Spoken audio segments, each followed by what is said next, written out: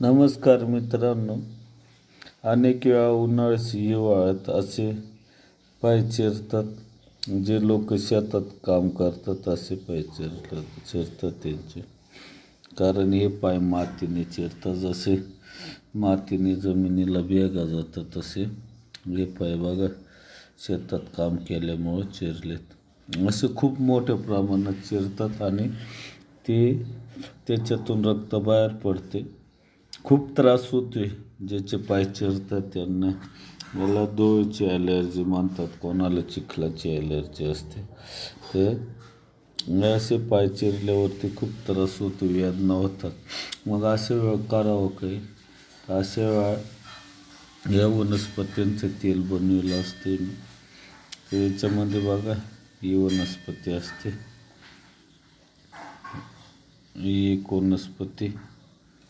हे बघा तेल बनवले. सॉरी, व्हिडिओ अगोदरच तयार करायला पाहिजे होतं. ही वनस्पती असते आणि याच्यामध्ये हे दुसऱ्या वनस्पती असतात. तर या वनस्पती काय करतात, तर ही जखम भरतात हे तेल लावलं तर.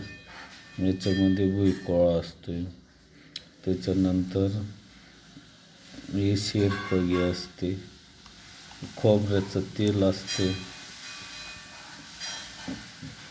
बऱ्याचशा वनस्पती असतात. ते तुमचं रक्त पण थांबवतं आणि जखम पण भरते.